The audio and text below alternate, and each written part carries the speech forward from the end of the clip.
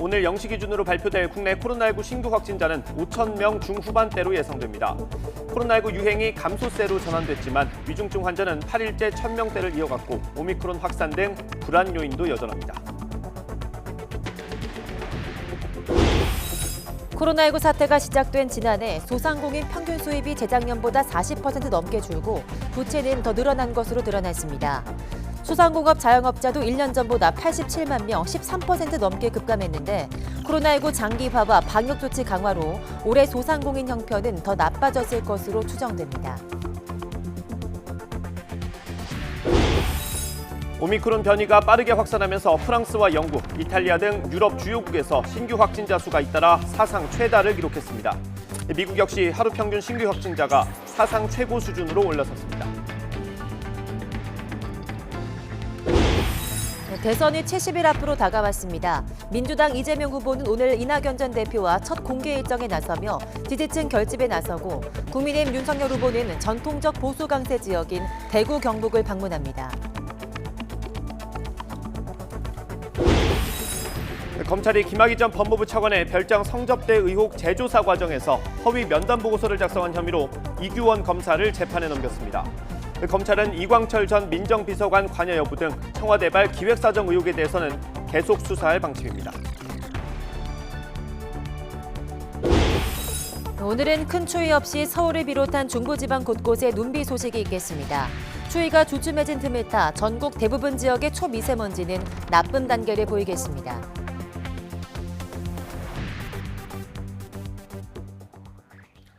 시청자 여러분 안녕하십니까? 네, 12월 29일 굿모닝 YTN 시작합니다. 네, 코로나19 하루 확진자가 4주 만에 4,000명 아래로 내려갔습니다. 네, 정부는 코로나19 유행이 감소세로 접어들었다고 평가하면서 위중증 환자도 열흘 내에 줄어들 것으로 전망했습니다. 보도에 이동호 기자입니다.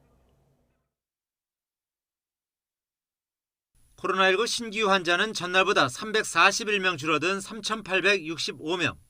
신규 환자가 3,000명대를 기록한 것은 지난달 30일 이후 28일 만입니다.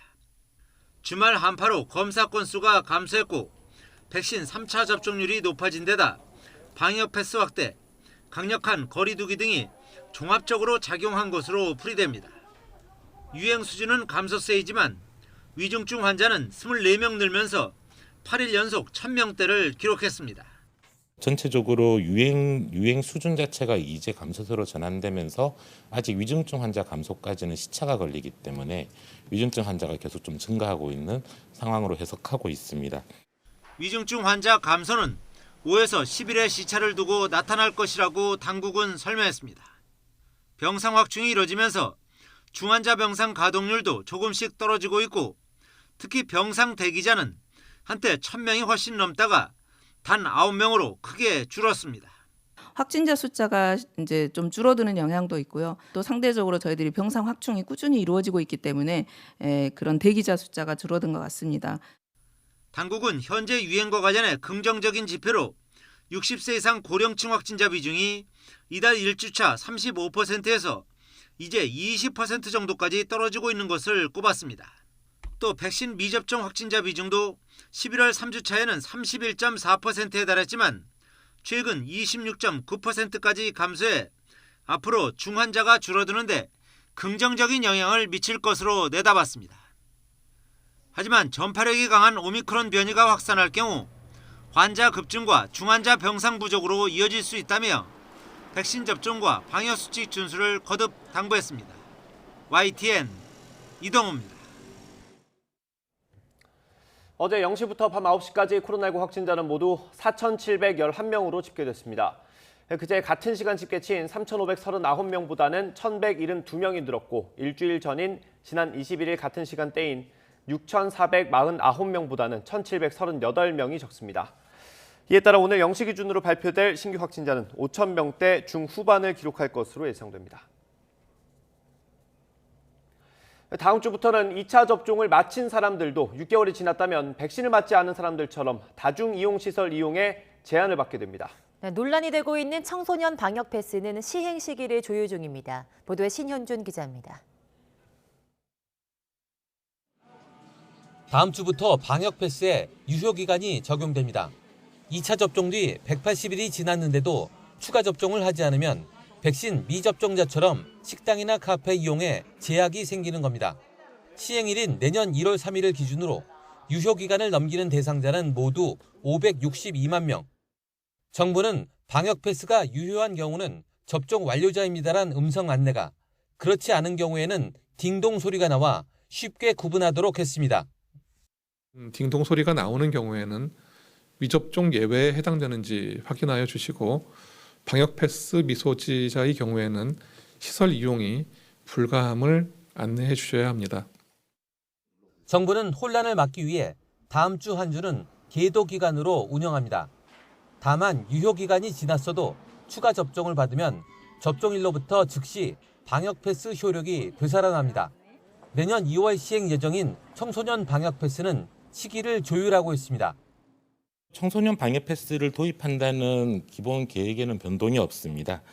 다만 시행 시기와 관련돼 있는 일부 현장 의견들에 대해서 그 부분들에 대한 정부의 조율들을 하고 있는 과정이고, 12살에서 17살 청소년의 백신 접종률은 빠르게 늘면서 1차 접종률은 71.1%로 일주일 전보다 10%포인트 높아졌습니다. 당국은 백신 접종 대상자가 아닌 11살 이하에서 코로나19 발생 규모가 커지고 있다며 청소년의 접종률을 높이면 미접종자들을 보호할 수 있다고 백신 접종을 당부했습니다. YTN 신현주입니다. 전 세계 코로나19 신규 확진자 수가 오미크론 변이 확산 등의 영향으로 27일 기준 대유행 이후 최다치를 기록했다고 블룸버그 통신이 전했습니다. 블룸버그에 따르면 27일 전 세계 신규 확진자는 144만 명으로 지난해 12월 수준을 넘어섰습니다. 블룸버그는 보수적 집계인 전 세계 일주일 평균 하루 신규 확진자 수를 봐도 최근 84만여 명으로 기록적이라고 설명했습니다. 오미크론 변이가 빠르게 확산하는 유럽에서는 각국의 하루 확진자가 사상 최다를 기록하고 있습니다. 네, 확산세가 계속되고 있지만 프랑스와 영국은 강력한 봉쇄에는 신중한 입장을 보이고 있습니다. 김진호 기자입니다. 크리스마스가 지난 뒤 유럽의 코로나19 확산세가 거세지고 있습니다. 현지 시간 28일 기준 프랑스의 하루 신규 확진자는 17만 9,800여 명으로 18만 명에 육박했습니다. 이전 최고 기록인 지난 25일에 10만 4,600여 명을 크게 넘어섰습니다. 영국도 하루 신규 확진자가 12만 9,400여 명을 기록하며 사상 최고치를 경신했습니다. 이탈리아도 7만 8,313명으로 역시 역대 최고치를 기록했습니다.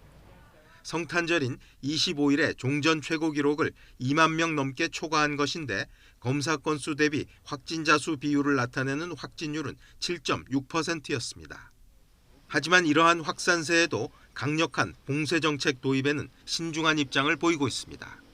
프랑스는 하루 전인 27일 대형 행사의 입장 인원을 제한하고 재택근무를 강화하는 등의 규제책을 밝혔지만 야간 통행 금지나 개학 연기와 같이 강력한 규제는 없다고 선을 그었습니다. 영국은 지난주 오미크론 변이 감염자의 입원 위험이 높지 않다는 초기 자료가 나온 이후 규제 확대에 신중한 입장을 보이고 있습니다. 존슨 영국 총리는 27일 바이러스 확산을 제한하기 위해 새로운 규제를 도입하지는 않을 것이라고 밝혔습니다. YTN 김진호입니다. 네, 소상공인들이 코로나19에 말 그대로 직격탄을 맞았습니다. 지난해 영업이익이 40% 넘게 줄었고 부채 총액은 50조 원 가까이 증가했습니다. 네, 일자리를 잃은 사람은 87만 명으로 평균 잡아 한 달에 7만 명꼴로 해고를 당한 것으로 나타났습니다. 권남기 기자입니다. 상가 세입자를 구한다는 안내판이 거리 곳곳에 붙었습니다. 그나마 문을 연 가게에선 손님 찾기가 어렵습니다. 하루에 막 20만 원, 10만 원까지 판 적도 있고요. 손님이 아예 안 온 적도 있어요. 저희가 2년 동안 그렇게 희생을 하고 했는데, 와, 이거는 이번에 또 그랬을 때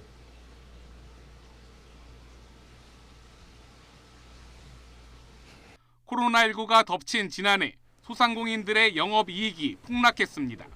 사업체당 영업이익은 1,900만 원으로 1년 전 3,300만 원보다 1,400만 원 줄었습니다. 수입의 절반 가까이가 날아간 겁니다.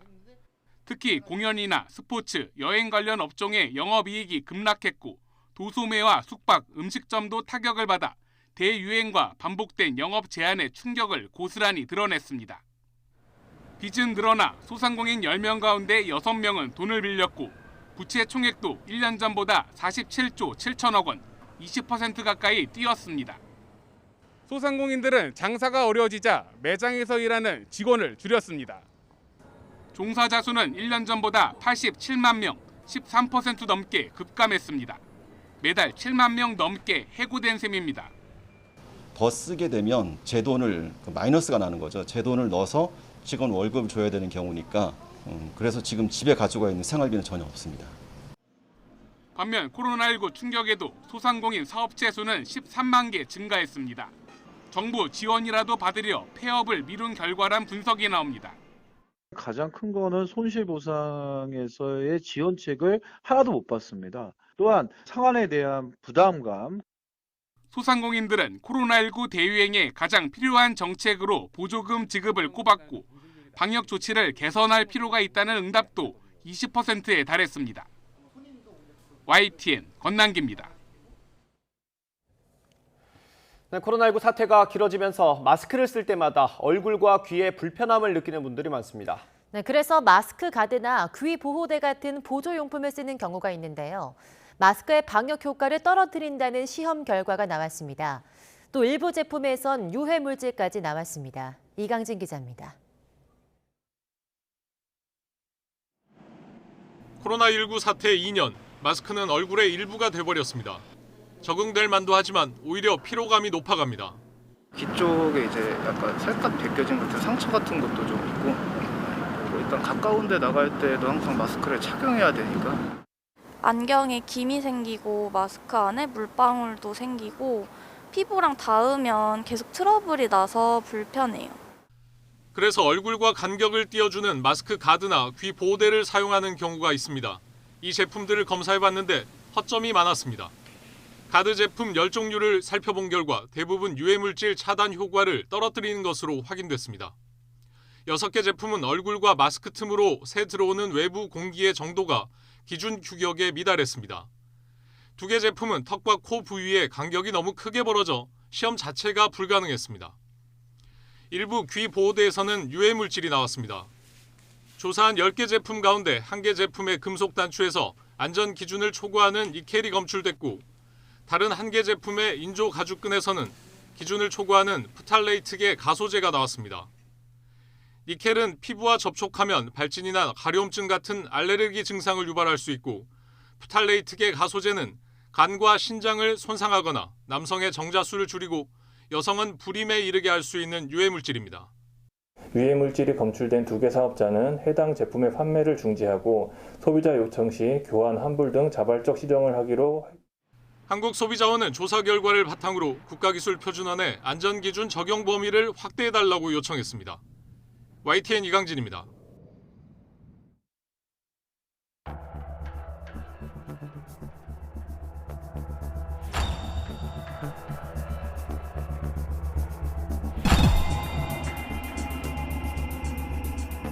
우리 이재명 후보께서는 항상 토론에 응하겠다라고 답을 하고 있습니다. 그런데 윤석열 후보는 거의 초청에 응하지 않고 TV 토론이나 각종 공개 토론에 나오기를 거부하고 있습니다.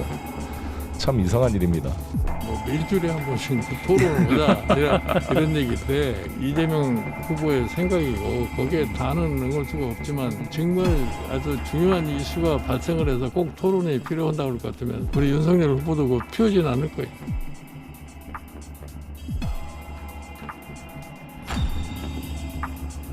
특검을 안 하면 토론을 안 하겠다는 건 둘 다 안 하겠다 그런 뜻으로 보이는데 국민에 대한 예의가 아니다. 이런 중범죄 그 확정적 거의 뭐 다른 변명의 여지가 없는 이런 후보와 또 물타기 하려는 이런 정치 공세적 토론 제의는 야당 후보로서 취하기 어려운 태도이기 때문에 말씀을 드립니다.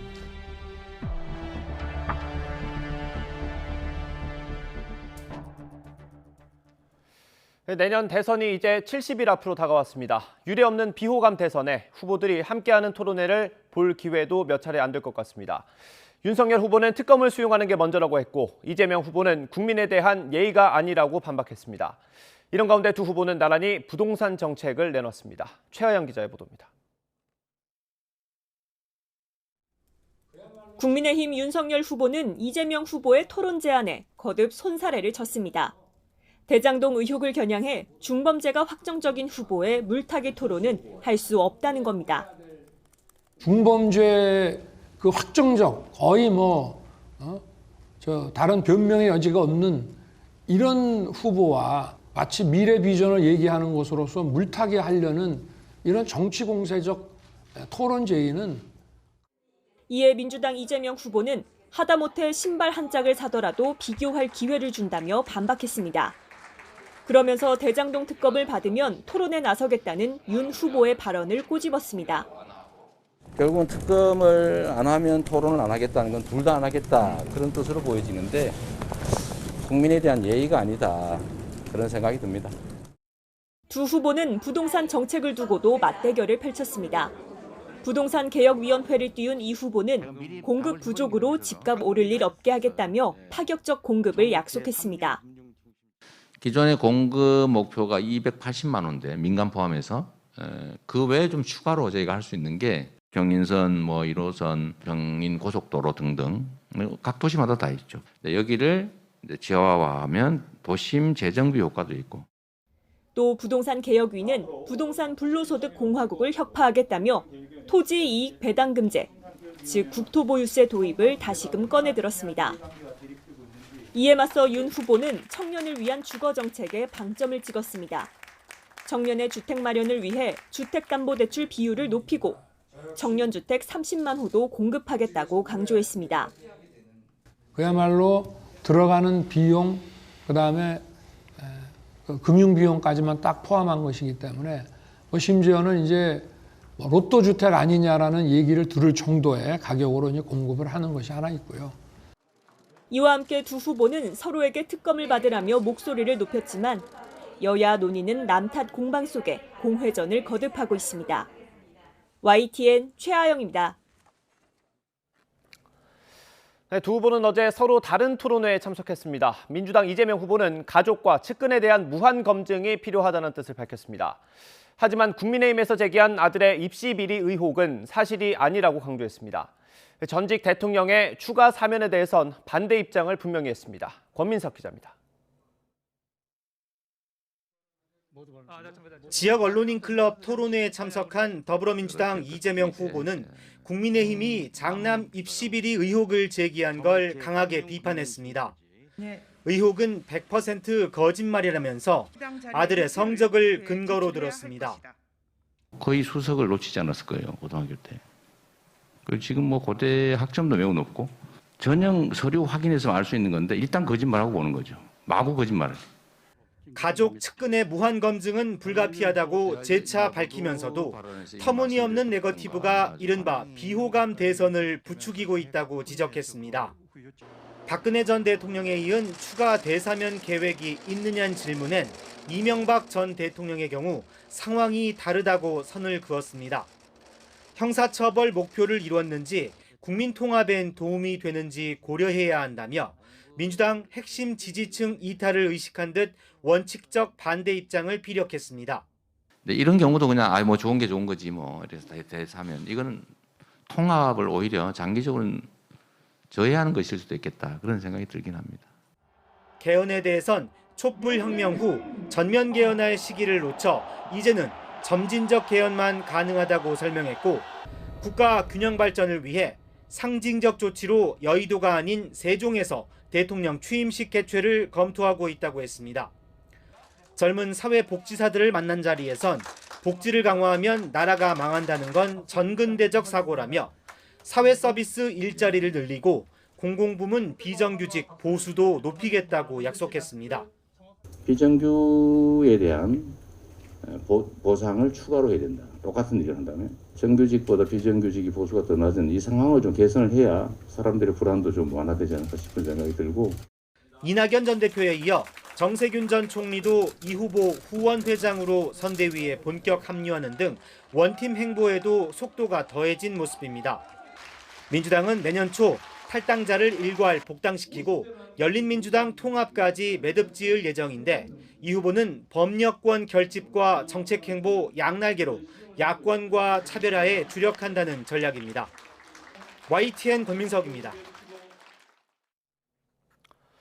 국민의힘 윤석열 후보는 박근혜 전 대통령에게 미안한 마음이 있다고 말했습니다. 다만 이명박 전 대통령 사면에 대해서는 일단 판단을 미뤘습니다. 부인 김건희 씨의 논문 표절 의혹에는 얼마든 외부 검증을 받겠다고 밝혔습니다. 이경국 기자입니다. 한국방송기자클럽 초청 토론회에 참석한 국민의힘 윤석열 후보는 사면된 박근혜 전 대통령에 대해 자신이 구속을 담당하진 않았다고 해명하면서도 사과의 뜻을 전했습니다. 공직자로서 제 직분에 의한 일이었다 하더라도 정치적으로 또 정서적으로는 대단히 미안한 그런 마음을 인간적으로 가지고 있기 때문에 이른바 친박 보수층을 끌어안기 위한 발언으로 해석되는데 찾아가 만날 생각이 있느냐는 질문에는 박 전 대통령의 건강 회복이 우선이라고 선을 그었습니다. 이명박 전 대통령 사면에 대해선 사법적 판단과 정치적 결단이 조화돼야 한다며 판단을 미뤘습니다. 허위 이력 의혹에 대한 부인 김건희 씨의 사과가 충분했느냐는 질문에 진정성을 거듭 강조했고 추가로 나온 김 씨의 석사 논문 표절 의혹은 얼마든 검증받겠다고 말했습니다. 얼마든지 외부 검증기관에서 하는 거에 대해서 그걸 제가 반대할 이유는 없고요.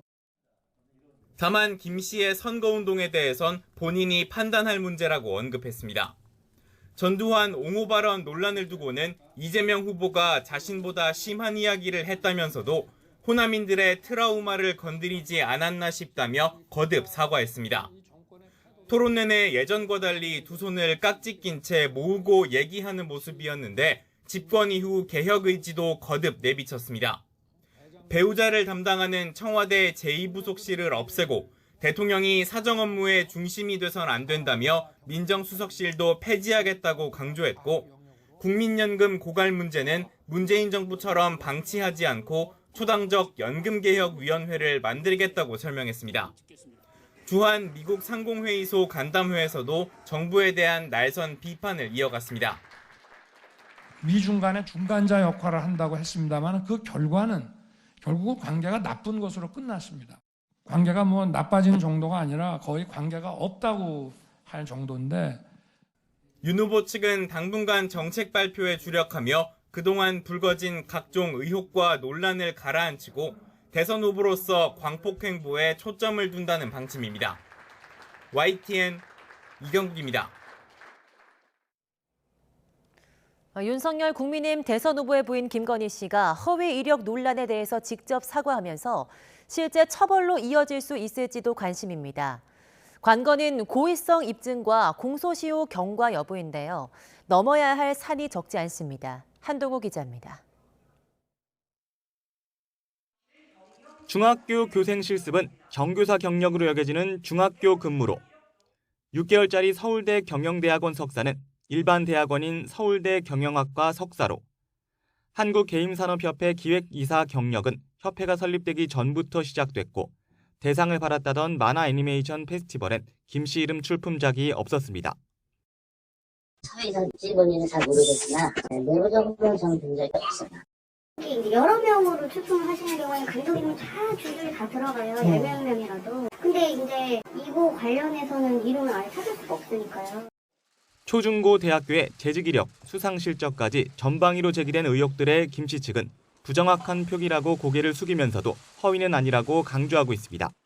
김 씨를 고발한 시민단체가 고발장에 적은 혐의는 사기죄입니다. 사기죄가 성립하려면 허위 이력으로 타인의 재산을 가로채려는 편취 의도가 있었다는 걸 입증해야 합니다. 시민단체 측은 김 씨가 수차례 허위 경력이 기재된 이력서로 실제 급여를 받아 사기죄가 성립된다고 보지만 김 씨 측은 단순한 실수나 과장이라며 고의성을 부인하고 있습니다. 잘 보이려 경력을 부풀리고 잘못 적은 것도 있었습니다. 그러지 말았어야 했는데 돌이켜보니 너무나도 부끄러운 일이었습니다. 업무방해와 사문서 위조 혐의는 공소시효라는 벽부터 넘어야 합니다. 둘 다 7년인데 범죄 구성 요건이 실현된 시점인 이력서 제출 시점으로 보면 김 씨가 국민대 교원에 지원한 2014년 기준으론 시효가 지났습니다. 다만 일부 여건에선 매학기 계약이 갱신되는 과정에 허위 이력이 적힌 서류가 다시 제출됐다면 시효가 남아있을 수 있다는 취지로 주장하고 있습니다. 김 씨가 윤 후보와 함께 고발당한 공직선거법상 허위사실 공표 혐의는 허위사실 여부에 대한 검증이 선행된 뒤 당선, 낙선 목적이 있었는지를 따져야 합니다. 이와 별도로 김 씨에 대한 기존 검찰 수사는 장기간 공전하고 있는 형국입니다. 김 씨는 도이치모터스 주가 조작 사건과 코바나 컨텐츠 전시회 협찬 의혹에 연루돼 있는데 검찰은 김 씨에 대한 조사 방식과 시기를 놓고 고심하고 있습니다. YTN 한동우입니다. 네, 김학의 전 법무부 차관의 성접대 의혹을 조사하면서 허위 보고서를 작성한 혐의를 받는 이규원 검사가 재판에 넘겨졌습니다. 한동안 공수처와 검찰이 동시에 수사를 벌이기도 했는데 사건을 모두 넘겨받은 검찰이 이 검사를 기소한 겁니다. 검찰은 이른바 청와대 기획사정 의혹에도 수사를 계속 이어갈 방침입니다. 손효정 기자입니다. 대검찰청 과거사 진상조사단 소속으로 김학의 전 법무부 차관 성접대 사건을 재조사했던 이규원 검사가 불구속 기소됐습니다. 적용된 혐의는 허위 공문서 작성과 공무상 비밀 누설, 업무방해 등입니다. 이 검사는 지난 2018년부터 이듬해까지 건설업자 윤중천 씨와 박관천 전 경정의 면담 보고서를 거짓으로 꾸미고 이를 법무부 검찰 과거사위원회에 허위 보고한 혐의를 받습니다. 또 이 검사가 거짓 면담 보고서 내용을 기자 2명에게 유출해 보도되도록 했다는 게 검찰 수사 결과입니다. 당시 과거사위는 이 검사가 보고한 면담 보고서를 바탕으로 곽상도 전 의원이 청와대 민정수석 시절 김 전 차관 수사에 외압을 가했다며 수사를 권고했고 윤갑근 전 고검장이 윤중천 씨와 함께 골프나 식사를 했다는 의혹을 제기하기도 했습니다. 검찰은 결과적으로 허위 보도자료가 배포돼 곽 전 의원 등의 명예를 훼손했다며 이 검사에게 업무방해와 명예훼손 혐의도 적용했습니다. 지난 2019년 곽 전 의원 등의 고소로 검찰 수사가 시작됐는데 한동안 공수처와 검찰의 동시 수사가 이루어지기도 했습니다. 검찰은 지난 3월 고위공직자 범죄에 해당하는 공무상 비밀누설 등 혐의 부분을 공수처에 넘기고 명예훼손 혐의 등만 수사해 오다가 지난 17일 다시 공수처로부터 사건 내용을 모두 넘겨받았습니다. 검찰은 면담보고서 조작 유출 과정에서 이 검사가 이광철 전 청와대 민정비서관과 교감했다는 이른바 청와대발 기획사정 의혹에 대해서도 수사를 이어갈 방침입니다. 검찰 기소 직후 이 검사는 공수처와 검찰에 충실히 소명했지만 기소돼 유감스럽고 아쉽다며 재판에서 허구적 기소에 대해 하나씩 밝히겠다는 입장을 밝혔습니다. 이 검사는 지난 4월 김학의 전 차관 불법 출국 금지에 관여한 혐의로도 이미 기소된 상태라 허위 면담 보고서 작성 혐의까지 동시에 재판을 받게 됐습니다. YTN 손효정입니다. 네, 통장 잔고 증명 위조 혐의 등으로 실형을 선고받은 국민의힘 윤석열 대선 후보의 장모 최모 씨가 1심 판결에 불복해 항소했습니다. 선고 직후 최 씨 측은 객관적인 증거 없이 정황이나 관련자의 일부 진술만을 토대로 유죄를 선고했다고 비판했습니다. 앞서 의정부지방법원은 사문서 위조 등 혐의로 기소된 최 씨에게 징역 1년을 선고했습니다. 미국에서 크리스마스 연휴 이후 곳곳에서 총기 난사 사건이 발생해 많은 인명피해가 발생했습니다. 로스앤젤레스에서는 경찰이 폭행 피의자를 제압하는 과정에서 14살 무고한 소녀가 경찰의 총탄을 맞고 숨지는 안타까운 일이 벌어지기도 했습니다. 강성옥 기자입니다. 미국 로스앤젤레스 할리우드 북부 지역의 한 상가. 무장 경찰들이 폭행 용의자를 찾기 위해 진입합니다.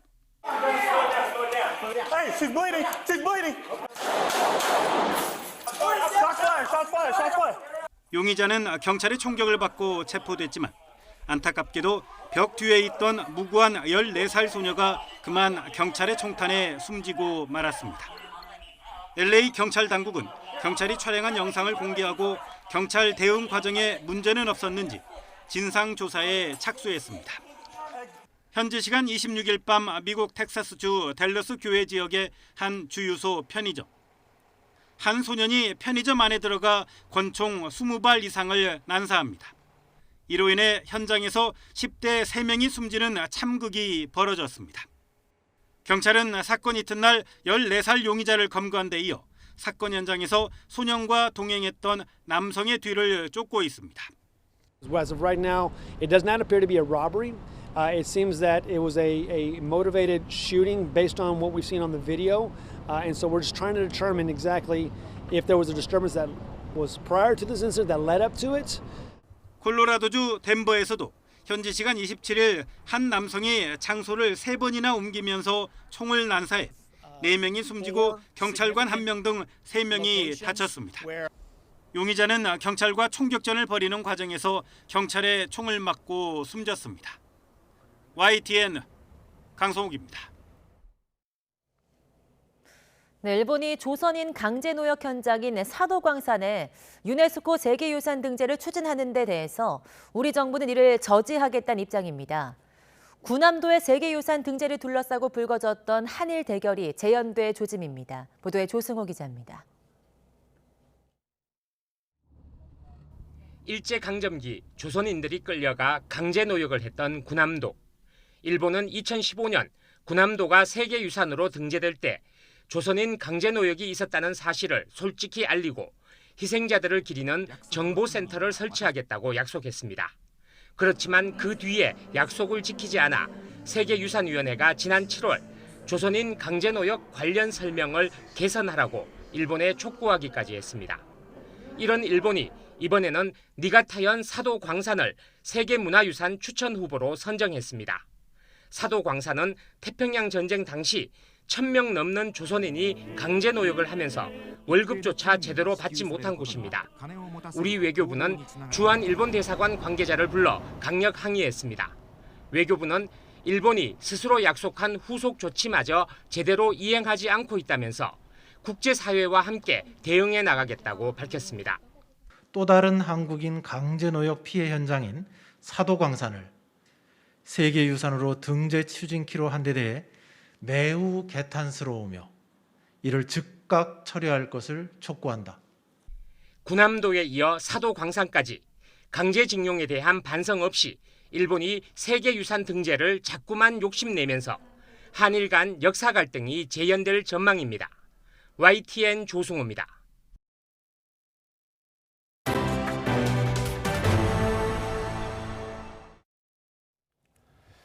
서울 도심에 있는 고층 건물에서 40대 노동자가 한파에 얼어붙은 온수 배관을 점검하다가 떨어져 숨졌습니다. 네, 경찰은 숨진 노동자가 안전장비 없이 작업했던 사실을 확인했습니다. 황윤태 기자입니다. 서울 잠실의 주상복합 아파트 안뜰에 출입 통제선이 둘러쳐져 있습니다. 이곳 3층 옥상 정원에서 40대 상가 관리인 A씨가 추락해 숨졌습니다. 한파에 얼어붙은 온수배관을 점검하던 중이었습니다. A씨가 작업하던 온수배관은 저 모퉁이를 돌아 안쪽 외벽에 달려 있습니다. A씨는 점검을 하다 그대로 발을 헛디뎌 지하 4층까지 수십 미터를 추락했습니다.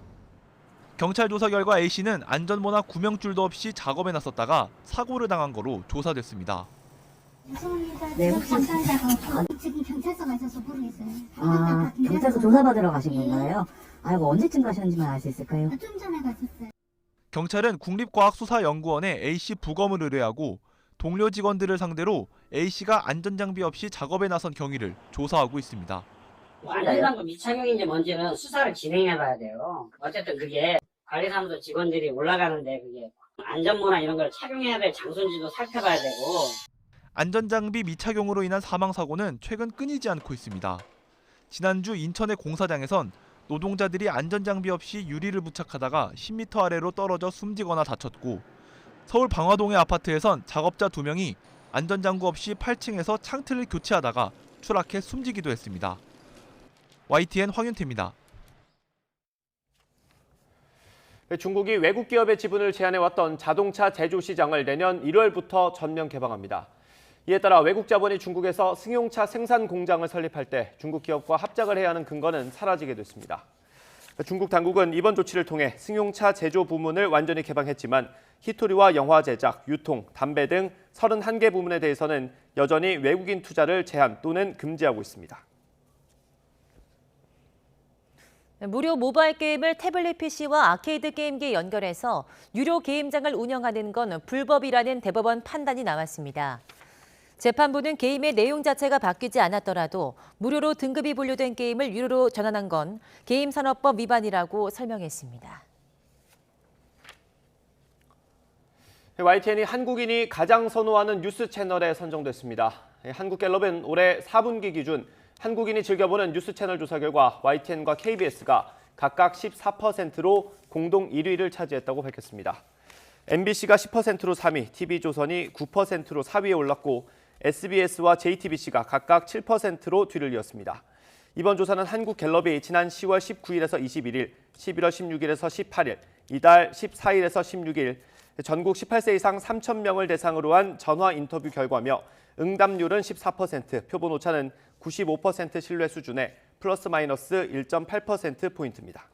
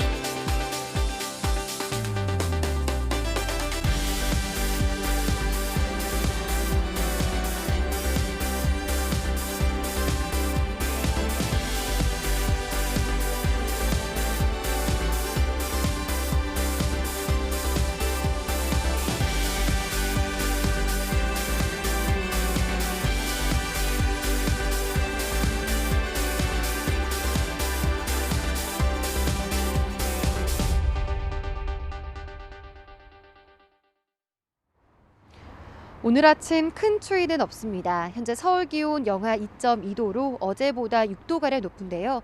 하지만 출근길 교통안전에 각별히 주의를 하셔야겠습니다. 현재 수도권과 충청 그리고 강원 내륙 곳곳으로 약한 비나 눈이 내리고 있는데요. 도로가 빙판을 이루거나 살얼음이 생기면서 무척 미끄러운 상황입니다. 안전사고에 주의를 해주시기 바랍니다. 수도권과 충청, 강원 그리고 전북 북부 지역의 눈비는 오늘 낮까지 이어진 뒤 그치겠습니다. 하지만 늦은 오후부터 다시 눈구름이 발달하겠고요. 오늘 경기 동부와 강원에 최고 3cm, 그 밖에 중서부와 전북 북부, 경북 북부에 1cm 안팎의 눈이 내려 쌓이겠습니다. 여기에 대기질도 좋지 못합니다. 현재 중서부와 대구 지역의 먼지 농도가 짙게 나타나고 있는데요. 낮 동안 중국발 스모그가 유입되며 전국 대부분 지역의 대기질이 탁해지겠습니다. 오늘 추위 걱정은 없겠습니다. 현재 기온 살펴보면 서울 영하 2.2도, 대전은 영하 1.5도로 어제보다 2에서 7도가량 높게 출발하고 있습니다. 낮 기온은 서울 6도, 광주와 대구는 9도까지 올라서 예년 기온을 3에서 4도가량 웃돌겠습니다.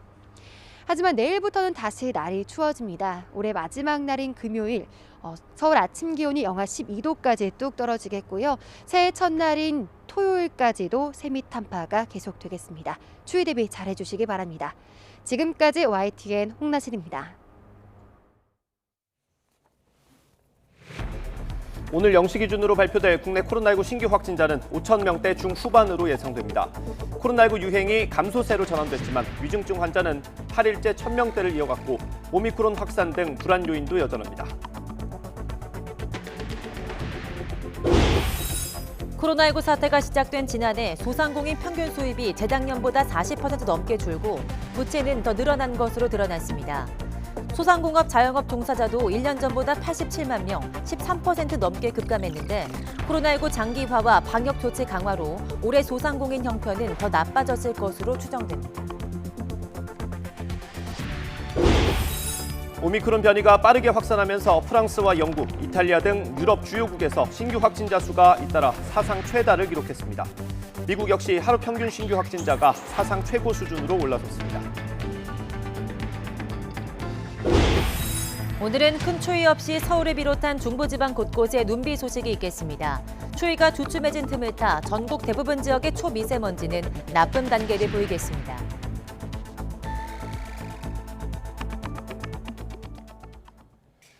어제 0시부터 밤 9시까지 국내 코로나19 신규 확진자는 4,711명으로 집계됐습니다. 그제 같은 시간 집계치인 3,539명보다는 1,172명이 늘었고 일주일 전인 지난 21일 같은 시간대인 6,449명보다는 1,738명이 적습니다.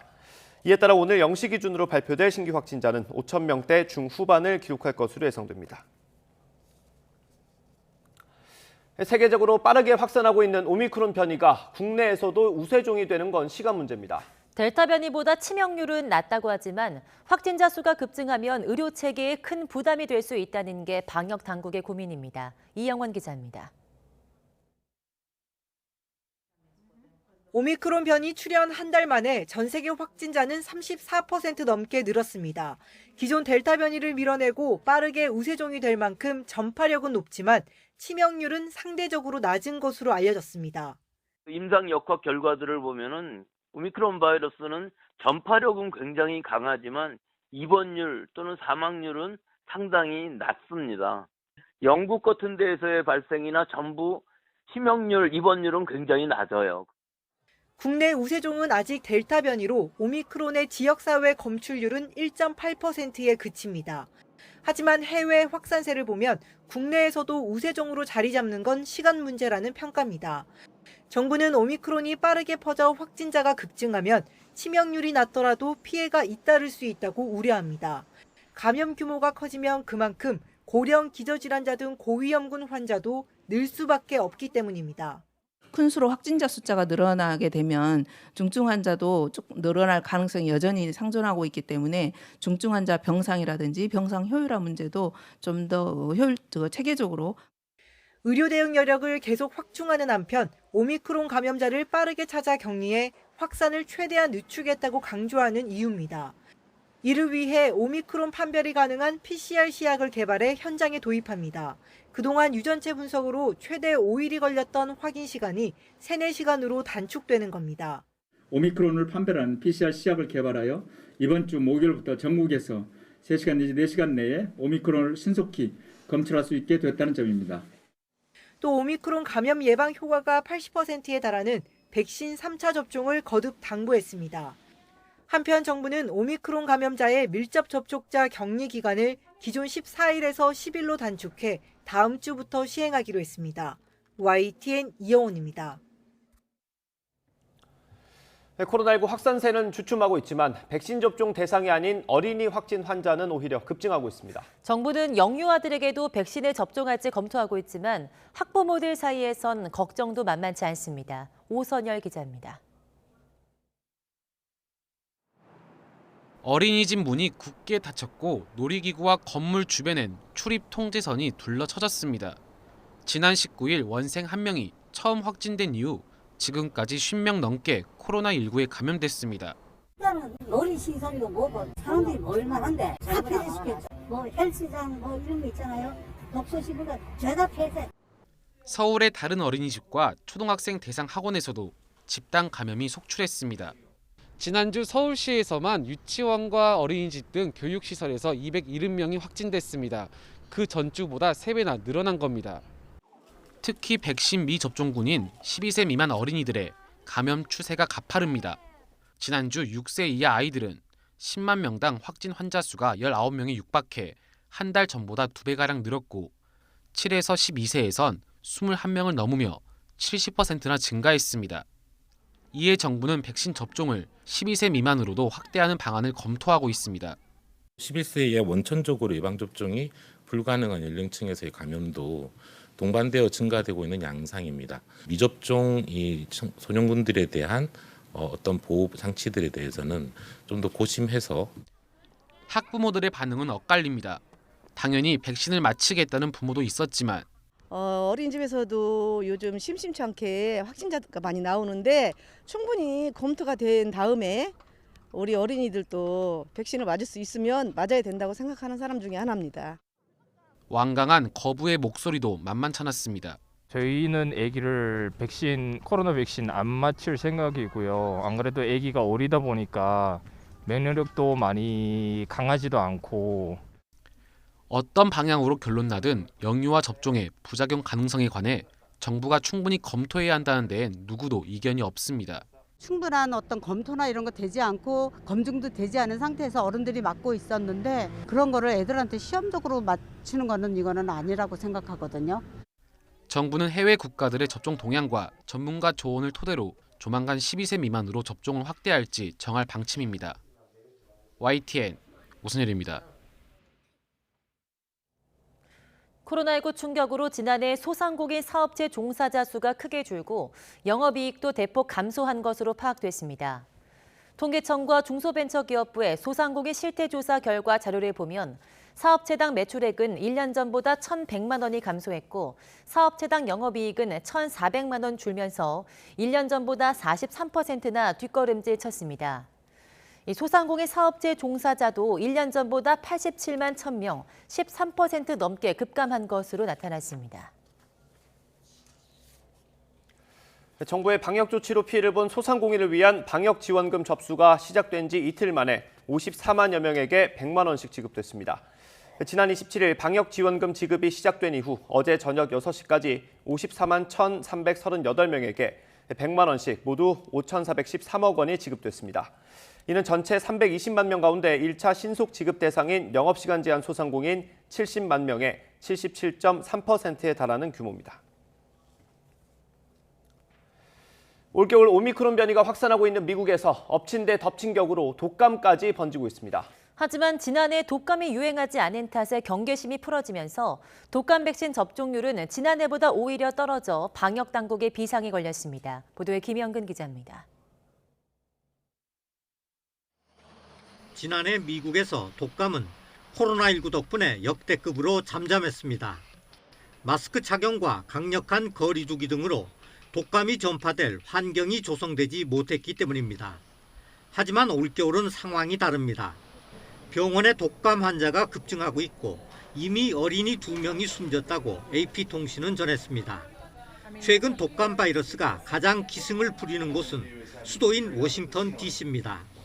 뉴멕시코와 캔자스, 인디애나, 뉴저지 등에서도 독감 환자가 크게 늘고 있습니다.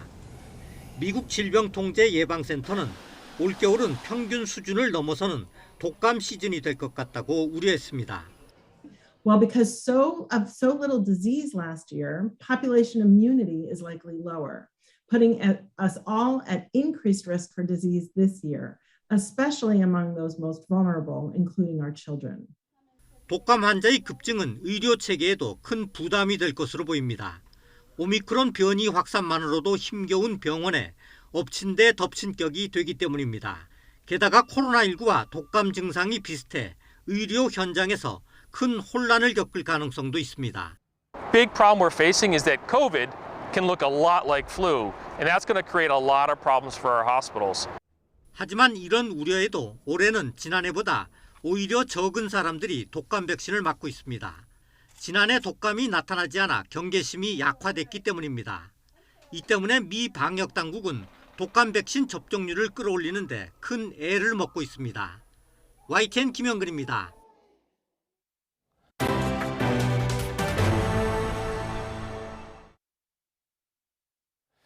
선대위를 떠난 국민의힘 이준석 대표가 당내 비판 여론이 높아지자 복귀 여부를 생각하겠다고 입장을 선회했습니다. 선대위에선 올해가 가기 전에 갈등을 수습하는 걸 목표로 하고 있는데 내용이 가라앉을지는 미지수입니다. 김승환 기자가 보도합니다. 국민의힘 윤석열 후보가 매일 아침 평소보다 2시간 먼저 출근해 선대위 본부장단 회의를 주재하기로 했습니다. 내용이 이어지면서 어수선한 당내 분위기 다잡기에 나선 것으로 풀이됩니다.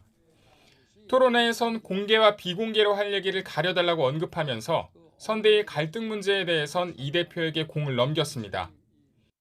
본인이 그 당 대표로서의 그 역할이 어떤 것인지 누구보다 잘 알고 계시기 때문에 잘 하실 것으로 저는 기대합니다. 네, 그렇게만 답변을 드리겠습니다. 네. 갈등이 연일 표출되자 당내 초선 의원들은 이준석 대표를 찾아가 후보 중심 원팀을 강조하며 대표 사퇴 요구도 전달했습니다. 이준석 대표 사퇴 의사가 있었다 이런 그런 것까지 다 가감없이 다 전달했습니다. 이후 이 대표는 언론 인터뷰에서 후보 측 요청이 있으면 복귀를 생각하겠지만 지금은 기존 생각에 변함이 없다고 밝혔습니다. 기본적으로 저는 선대위라는 것은 사람이 하는 것이기 때문에 인적 쇄신이 없이는 저는 변화가 일어나기 어렵다 이렇게 보고 있습니다. 조건을 달기는 했지만 전날 윤 후보가 자신의 발언을 평론이라 칭한 데 대해 바로 발끈했던 것과는 달라진 기류입니다. 당내 비판 여론이 높아지는 데다 내용 수습을 위한 물밑 조율이 이뤄지면서 강경한 태도에서 다소 물러선 것으로 보입니다. 이 대표는 초선 의원 총회에 직접 참석해 답변하려던 계획도 취소했습니다. 선대위에선 연초 각종 일정을 앞두고 대표가 빠진 모습이 지지율에 악영향을 미칠 것으로 보고 복귀를 설득하는 것으로 전해졌습니다. 선대위 관계자는 복귀할 명분을 마련해 이번 주 안에 갈등을 수습하는 걸 목표로 잡고 있다고 말했습니다. 하지만 이 대표가 선결 조건으로 주장한 인적 쇄신에 대해 김종인 총괄선대위원장이 그럴 시기가 아니라고 못 박은 만큼 수습이 쉽지 않을 것이란 전망과 함께 복귀하더라도 갈등이 재현될 것이란 우려 역시 공존하는 상황입니다. YTN 김승환입니다. 국회의원과 도지사, 시장 군수를 뽑는 선거에 나갈 수 있는 나이가 만 25살에서 18살로 낮아집니다. 고등학교 3학년 학생이라도 생일이 지나면 출마할 수 있다는 얘기입니다. 앞으로 우리 정치에도 큰 변화가 예상됩니다. 이만수 기자입니다. 민주당 광주 공동선대위원장인 만 18세이자 고3인 남진희 양. 역시 국민의힘 선대위 출범식에서 깜짝 연설자로 나선 고3 김민규 군. 기성정치권을 확 바꿔보겠다는 포부와 열정만큼은 누구 못지않습니다. 저는 대한민국이 올바른 방향으로 발전하는 데에 청소년, 청년의 목소리를 내고자 이 자리에 섰습니다. 그들의 잘못은 따끔히 지적하되 다시 그들을 품어주는 통합의 기치를 보일 것입니다. 생일이 지난 만 18세 고등학생은 지금까지 소중한 한 표 행사할 선거권만 있었습니다. 그런데 이제 마음만 먹으면 총선과 지방선거에 출마해 국회의원이나 지방자치단체장이 될 수도 있습니다. 피선거권자 연령을 만 25세에서 만 18세로 낮추는 공직선거법 개정안이 국회 정치개혁특별위원회에서 처리된 겁니다. 1948년도에 피선거권이 25세로 결정된 이후에 73년 만에 피선거권이 18세로 하향된 오늘에 정말로 큰 의미가 있다고 생각합니다. 청년 표심을 잡기 위해 모처럼 여야가 뜻을 모은 건데 조만간 있을 국회 본회의 통과도 유력합니다. 이렇게 되면 당장 내년 3월 9일 국회의원 재보궐선거부터 적용됩니다. 우리 정치 발전과 정치 개혁, 더 나아가서 우리 사회의 역동성 강화, 사회의 혁신, 이런 전반적인 면에서 빚을 파급 효과가 크게 기대가 됩니다. 정의당도 청년의 참정권 확대에 기여했다면서 합의 처리를 반겼습니다. 청년 정치 참여와 참정권 확대에 여야가 합의를 이룬 것은 의미 있는 진전으로 환영하는 바입니다. 다만 만 40세 이상 출마할 수 있는 대통령 선거 규정은 개헌 사항이라 변함이 없습니다. 만 18세 생일을 보낸 고3 학생들을 포함해 한층 젊어진 출마자들이 우리 정치 변화를 이끌 새로운 기폭제가 될지 관심이 집중되고 있습니다. YTN 이만수입니다. 국회 언론미디어제도 개선 특별위원회가 연말까지 예정됐던 활동 기한을 내년 5월 29일까지 연장하기로 합의했습니다. 이에 따라 여야가 징벌적 손해배상제 등 언론중재법 개정안에 쟁점을 두고 이견을 좁히지 못해 연내 법안 처리가 무산된 가운데 특위는 내년 5월 말까지 관련 논의를 이어갈 전망입니다. 다만 여야 원내 지도부가 특위 활동 연장을 위한 국회 본회의 개최를 두고 이견을 보이고 있어서 진통이 예상됩니다. 대장동 개발 특혜 의혹을 수사하는 검찰이 곽상도 전 의원의 알선수재 의혹과 관련해 김정태 하나금융지주 회장에게 소환 조사를 통보했습니다. 서울중앙지검 전담수사팀은 내일 김 회장을 참고인 신분으로 불러서 조사할 예정인 걸로 알려졌습니다. 검찰은 화천대유 대주주 김만배 씨가 곽 전 의원에게 부탁해서 김 회장 측에 영향력을 행사한 것으로 의심하고 있는데 곽 전 의원 아들이 퇴직금 명목으로 화천대유에서 받은 50억 원을 그 대가로 보고 있습니다.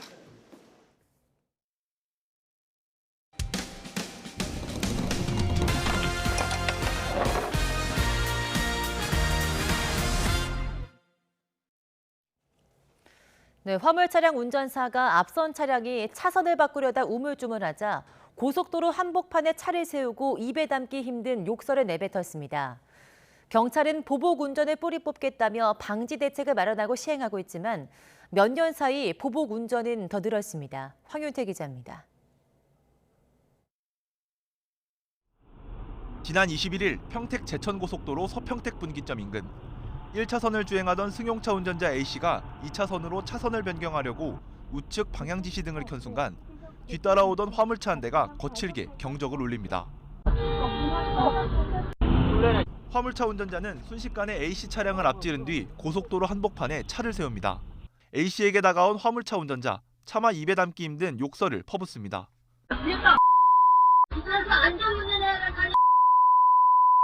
그럼 미리 들어와야 될 거 아니야. 화물차 운전자는 앞서가던 차량이 차선 변경을 늦게 했다는 이유로 고속도로 한복판에 차를 세우고 욕설하며 위협했습니다. 보시다시피 이곳 고속도로는 대형 화물차들이 많이 지나는 곳이라 자칫 큰 사고가 날 수 있는 위험한 환경이었습니다. A씨는 당시 상황만 생각하면 지금도 아찔해진다고 토로합니다. 지금 전혀 운전대도 못 잡고 있고 잠자면 이 말이 막 생각이 나요. 그래서 잠도 제대로 못 자고 우선은 좀 두려움이 있는 것 같아요.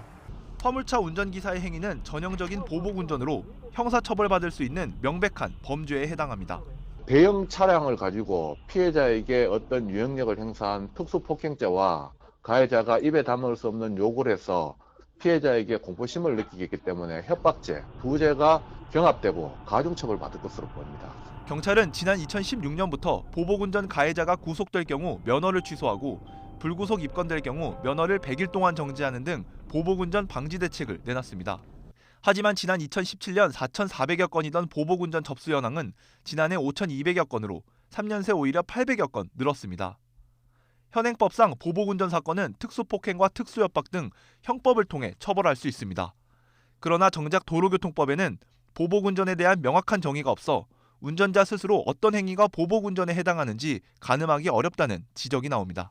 보복운전에 대한 별도의 내용이 없어서 진짜 실제로도 처벌이 형법에 의해서 처벌이 되고 있는 상황이고요. 행위가 가지고 있는 위험성을 판단할 수 있는 기준이 없는 거죠. 도로 위 살인행위로 불리는 보복운전을 뿌리 뽑으려면 명확한 정의를 내려 금지 유형을 정하고 처벌 강화와 인식 개선 등 계도 방안을 포함한 전방위적인 대책 마련이 필요하다는 목소리가 커지고 있습니다.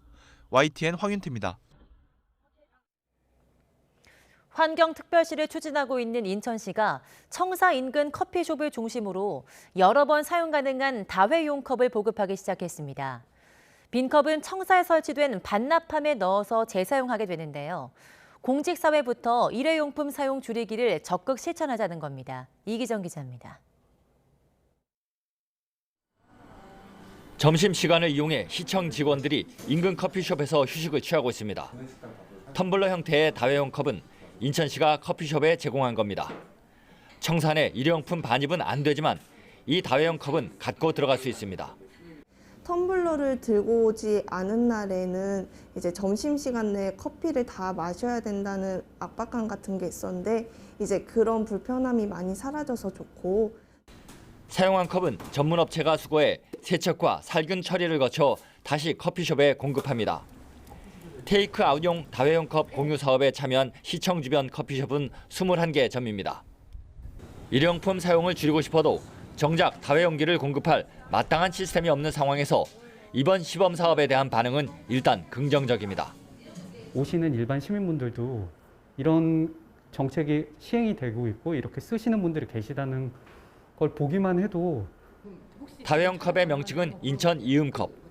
인천시는 내년 5월까지 시범 사업을 추진하고 하반기부터는 일반 시민을 대상으로 보증금 제도를 도입해 다회용 컵 공유 시스템을 확대하겠다는 방침입니다. 일회용 컵을 대신한 다회용 컵을 사용하는 문화가 우리 공직사회뿐만 아니라 사회 전반에 널리 확산되는 계기가 되기를 기대하고요. 인천시는 지난 2월부터 실시한 청사 내 일회용품 반입과 사용 금지를 통해 올 한 해 2만 6천 개의 일회용 컵 대체 효과를 거둔 것으로 분석했습니다. YTN 이기정입니다. 네, 오늘 새벽 1시쯤 충남 천안시 삼룡동에 있는 주택에서 불이 났습니다. 불은 집을 모두 태운 뒤 1시간여 만에 꺼졌고 주민은 모두 대피해 다친 사람은 없었습니다. 소방당국은 화재 원인과 피해 규모를 조사하고 있습니다. 경기도 포천시의 제조공장 사장이 직원 샤워장에 특수 거울을 설치해서 외국인 노동자를 불법 촬영하다 붙잡혔습니다. 경기 포천경찰서는 성폭력 범죄처벌특례법으로 공장 사장 A씨를 불구속 입건하고 추가 범행 여부를 수사하고 있습니다. A씨는 그제 오후 바깥에서 보이는 특수 거울을 이용해서 샤워 중인 외국인 노동자를 휴대전화로 불법 촬영한 혐의를 받고 있습니다. 이 공장은 어제 새벽 불이 나서 범행 현장이 모두 훼손됐습니다. 경찰은 방화 가능성을 염두에 두고 A씨와 피해자의 동료 노동자를 상대로 관련 조사도 함께 벌이고 있습니다.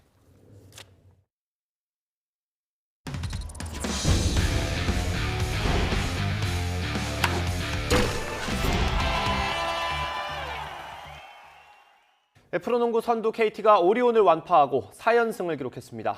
KT는 고향 원정에서 외국인 선수 라렌이 23점으로 활약해 88대 74로 이겼습니다. 2위 SK와 격차를 2게임 반으로 벌리며 1위 굳히기에 들어갔습니다. 여자 배구 도로공사가 구단 최다의 10연승을 달리면서 시즌 반환점을 돌았습니다.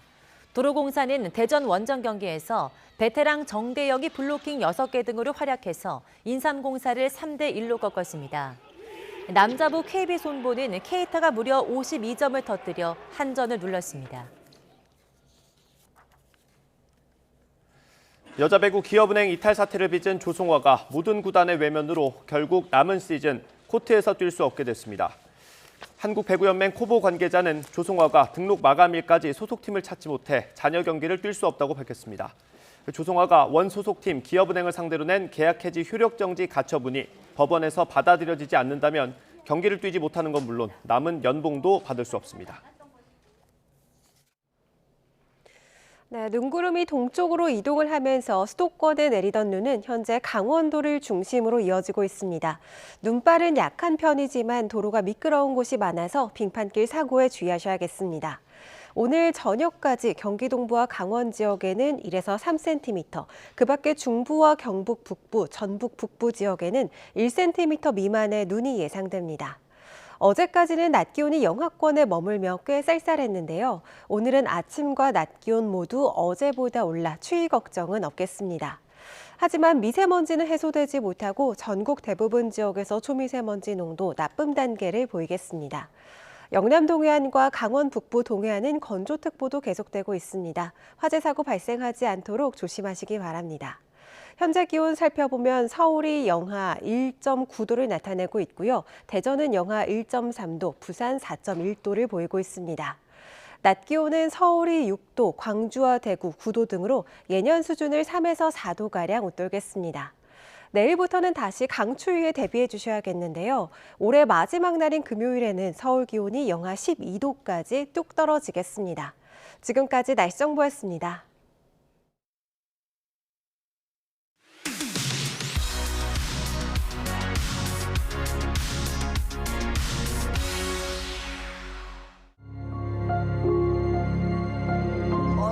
배우 윤여정이 한국인 최초로 오스카 여우조연상 트로피를 품에 안았습니다.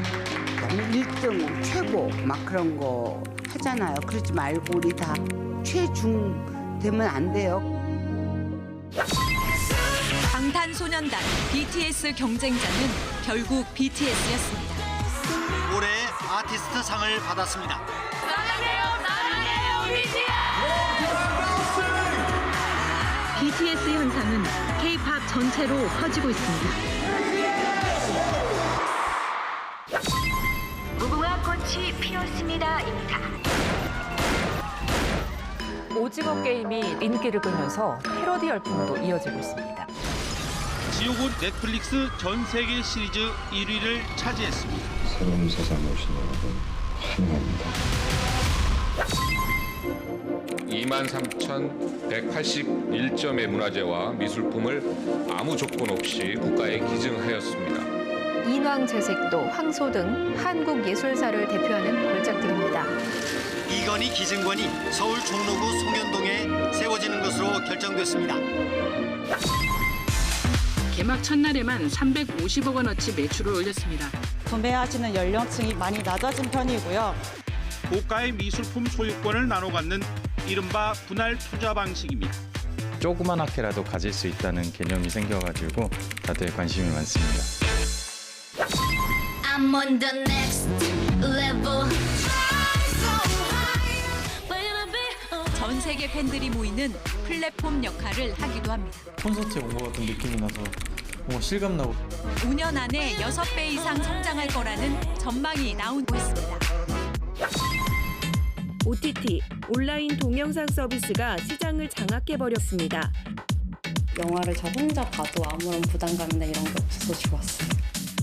극장 공연 매출은 급감했습니다. 단계적 일상 회복 첫날, 1년 만에 되찾은 풍경입니다. 코로나19 확산세의 일상 회복을 멈추고 제한됐습니다.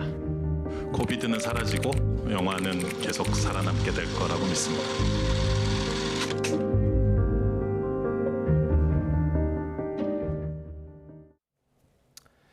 네, 굿모닝 YTN 이어갑니다. 어제 0시부터 밤 9시까지 국내 코로나19 확진자는 모두 4,711명으로 집계됐습니다. 그제 같은 시간 집계치인 3,539명보다는 1,172명이 늘었고 일주일 전인 지난 21일 같은 시간대 6,449명보다는 1,738명이 적습니다. 수도권이 3,300명으로 전체 확진자의 70%, 비수도권이 1,411명으로 30%를 차지했습니다. 이에 따라 오늘 0시 기준으로 발표될 신규 확진자는 5,000명대 중후반을 기록할 것으로 예상됩니다. 최근 일주일 동안 신규 확진자 수는 하루 평균 5,705명꼴입니다. 정부는 코로나19 유행 규모가 감소세로 전환됐다고 평가했습니다. 중대본의 3차 접종이 빠르게 확대되고 지난 6일 방역을 강화하면서 전체적인 환자 규모가 줄고 있다고 분석했습니다. 지난 18일부터 시행한 영업시간 제한 등의 강화된 거리 두기 조치 역량은 크게 반영되지 않은 것으로 보인다고 설명했습니다. 다만 유행 규모가 줄어든 부분이 위중증 환자 감소로 연결되려면 시차가 필요하다며 5일에서 10일 이후 위중증 환자가 줄어들 것으로 판단했습니다.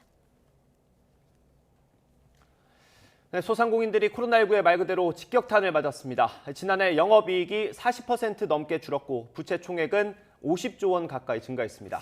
일자리를 잃은 사람은 87만 명으로 평균 잡아서 한 달에 7만 명꼴로 해고를 당한 것으로 나타났습니다. 권남기 기자입니다. 상가 세입자를 구한다는 안내판이 거리 곳곳에 붙었습니다. 그나마 문을 연 가게에선 손님 찾기가 어렵습니다. 하루에 막 20만 원, 10만 원까지 판 적도 있고요. 손님이 아예 안 온 적도 있어요. 저희가 2년 동안 그렇게 희생을 하고 했는데 와, 이거는 이번에 또 그랬을 때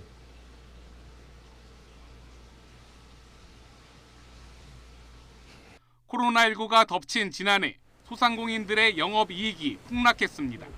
사업체당 영업이익은 1,900만 원으로 1년 전 3,300만 원보다 1,400만 원 줄었습니다.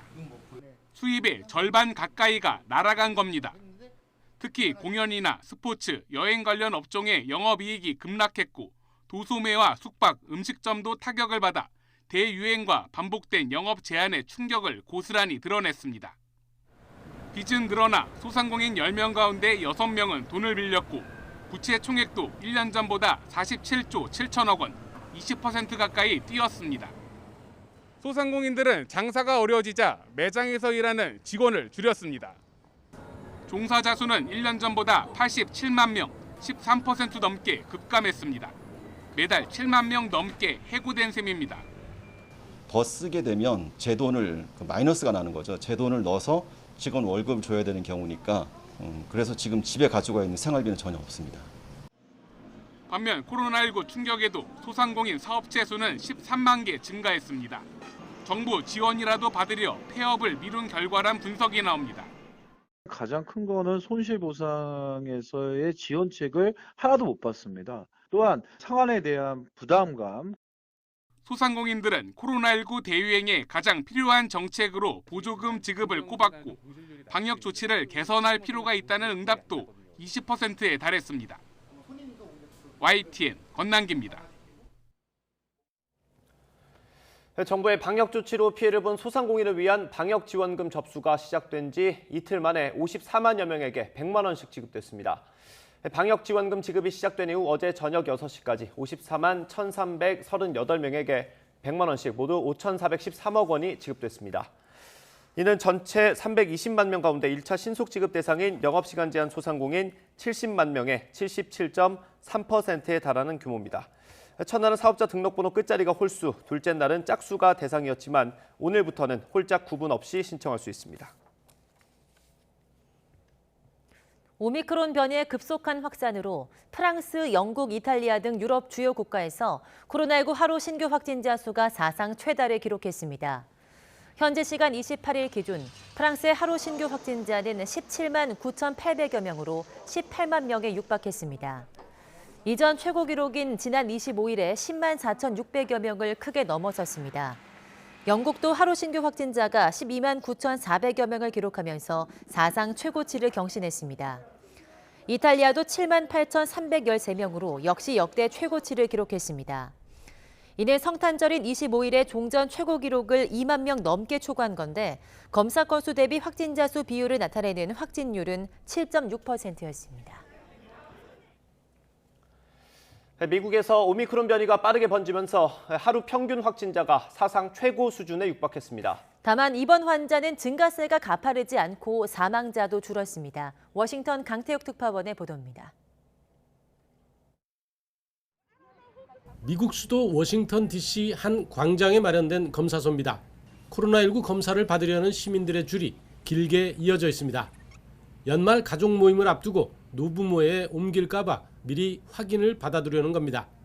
Lots of extra stress. My brother had COVID over the holidays. We saw him a week before, so we were stressed to see elderly family members. We took extra precautions during our holiday time. 아이들을 대하는 교사 등 긴급 업무 종사자들도 불안하기는 마찬가지입니다.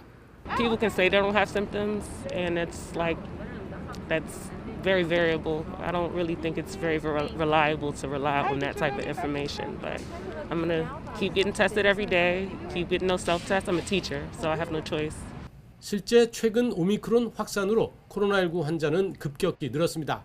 뉴욕타임즈는 27일 기준 미국의 일주일간 하루 평균 신규 확진자를 24만 3천여 명으로 집계했습니다. 2주 전보다 100가량인 105%나 늘었습니다. 미국에서 하루 평균 확진자가 가장 많았던 지난 1월 11일에 25만 1천여 명에 육박한 겁니다. 그나마 7일간의 하루 평균 입원 환자는 2주 전보다 6% 늘어나는 데 그쳤습니다. 또 하루 평균 사망자도 2주 전보다 5% 줄었습니다. 미국 질병통제예방센터 CDC는 지난 25일 신규 확진자 가운데 오미크론 감염자 비중을 58.6%로 추정했습니다.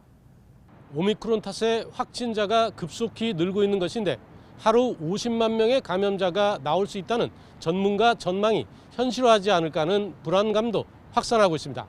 워싱턴에서 YTN 강태욱입니다. 오미크론 변이에 감염되면 오미크론 변이는 물론 델타 변이에 대한 예방력도 동시에 키우게 된다는 연구 결과가 나왔습니다. 남아공 아프리카 보건연구소 알렉스 시걸 소장이 주도하는 연구팀은 현지 시각 28일 공개한 동료 검토 전 논문에 이런 내용을 담았다고 로이터 통신이 전했습니다. 연구진은 소규모 그룹 연구를 통해 오미크론 변이에 감염된 사람들에게서 2주 후 14배에 달하는 오미크론 변이 중화력이 확인됐고 델타 변이 중화력도 4배로 강해진 것으로 확인됐다고 밝혔습니다. 일본이 조선인 강제노역 현장인 사도광산에 유네스코 세계유산 등재를 추진하는 데 대해서 우리 정부는 이를 저지하겠다는 입장입니다. 군함도의 세계유산 등재를 둘러싸고 불거졌던 한일 대결이 재현될 것으로 보입니다. 보도에 조승호 기자입니다. 일제강점기 조선인들이 끌려가 강제노역을 했던 군함도. 일본은 2015년 군함도가 세계유산으로 등재될 때 조선인 강제노역이 있었다는 사실을 솔직히 알리고 희생자들을 기리는 정보센터를 설치하겠다고 약속했습니다. 그렇지만 그 뒤에 약속을 지키지 않아 세계유산위원회가 지난 7월 조선인 강제노역 관련 설명을 개선하라고 일본에 촉구하기까지 했습니다. 이런 일본이 이번에는 니가타현 사도 광산을 세계문화유산 추천 후보로 선정했습니다. 사도 광산은 태평양 전쟁 당시 1,000명 넘는 조선인이 강제 노역을 하면서 월급조차 제대로 받지 못한 곳입니다. 우리 외교부는 주한 일본 대사관 관계자를 불러 강력 항의했습니다. 외교부는 일본이 스스로 약속한 후속 조치마저 제대로 이행하지 않고 있다면서 국제사회와 함께 대응해 나가겠다고 밝혔습니다. 또 다른 한국인 강제노역 피해 현장인 사도광산을 세계유산으로 등재 추진키로 한 데 대해 매우 개탄스러우며 이를 즉각 처리할 것을 촉구한다. 군함도에 이어 사도광산까지 강제징용에 대한 반성 없이 일본이 세계유산 등재를 자꾸만 욕심내면서 한일 간 역사 갈등이 재현될 전망입니다. YTN 조승우입니다. 네, 기시다 일본 총리가 위안부 합의 6주년을 맞아 한국 측의 합의 이행을 다시 요구했습니다. 기시다 총리는 교도통신과의 인터뷰에서 최소한 국가 간의 약속을 지키지 않으면 앞으로 어떤 논의를 해도 의미가 없다며 이렇게 밝혔습니다. 기시다 총리는 지난 2015년 12월 28일 위안부 합의 당시 외무성 장관으로서 윤병세 당시 외교부 장관과 함께 서울에서 기자회견을 통해 합의 내용을 발표한 바 있습니다. 네, 지난주 전철역에서 에스컬레이터를 타려던 여성이 갑자기 열린 덮개 밑으로 빨려 들어가는 사고를 당했는데요. 해당 역 에스컬레이터는 지난해 한 달에 3번꼴로 멈춰설 정도로 고장이 빈번했던 것으로 드러났습니다. 이준엽 기자입니다. 지난 21일 바닥판이 갑자기 열려 승객 발이 빨려 들어가는 사고가 난 경기 파주시 금촌역 에스컬레이터. 지난 5년 동안 해당 역 에스컬레이터는 51번이나 고장나 수리한 것으로 확인됐습니다. 정기점검으로 미리 발견한 것까지 합하면 수리 횟수가 더 많았습니다. 특히 지난 한 해 동안은 37차례나 수리해 한 달에 3번꼴로 멈춰 섰습니다. 지난해 11월에는 금촌역 에스컬레이터 고장이 너무 잦다며 이번 사고가 발생한 2호기에 대해 민원이 접수되기도 했습니다. 당시 코레일은 국내에 부품이 없는 노후 설비라 수리가 오래 걸린다며 앞으로 설비를 전면 개량하겠다고 답변했는데 1년 만에 인명피해 사고가 발생한 겁니다. 운행 중에 갑자기 비상 정지하는 경우가 많이 생겼거든요. 그래서 이게 위험하다 생각을 해서 정말 저도 사고를 당할 수 있겠다 생각이 되고 마음이 아프더라고요. 법적으로 설치 15년이 넘으면 주기적으로 정밀 안전점검을 해야 하는 노후 승강기로 분류되는데 코레일에서 관리하는 역사에서만 에스컬레이터 233대가 여기에 해당합니다. 당연히 고장도 잦을 수밖에 없는데 지난해에는 1년 만에 5배나 급증했습니다. 전문가들은 유지 점검을 잘하면 에스컬레이터를 그나마 오래 쓸 수 있지만 국내 관련 산업이 고사하면서 이조차 어려운 상황이라 지적합니다. 정부에서 이제 그 여러 가지 대안을 마련해야 되는데 순전히 이제 단가로만 가니까 앞으로 10년 지나면 유지 보수할 사람 없을걸요? 잦은 정비로 이용객이 불편을 겪을 뿐만 아니라 치명적인 사고로까지 이어질 수 있는 역산의 노후 에스컬레이터. 발기임 사고와 같은 비극이 되풀이되지 않기 위해선 점검 역량을 높이고 설비 교체를 앞당기기 위한 지원이 필요해 보입니다. YTN 이준엽입니다. 화물 차량 운전사가 앞선 차량이 차선을 바꾸려고 우물쭈물하자 고속도로 한복판에 차를 세우고 욕설을 내뱉었습니다. 명백한 보복운전 범죄죠. 경찰은 보복운전을 뿌리 뽑겠다며 방지 대책을 마련하고 시행하고 있지만 몇 년 사이 보복운전은 더 늘었습니다. 황윤태 기자입니다. 지난 21일 평택 제천고속도로 서평택 분기점 인근 1차선을 주행하던 승용차 운전자 A씨가 2차선으로 차선을 변경하려고 우측 방향 지시 등을 켠 순간 뒤따라오던 화물차 한 대가 거칠게 경적을 울립니다. 화물차 운전자는 순식간에 A씨 차량을 앞지른 뒤 고속도로 한복판에 차를 세웁니다. A씨에게 다가온 화물차 운전자, 차마 입에 담기 힘든 욕설을 퍼붓습니다.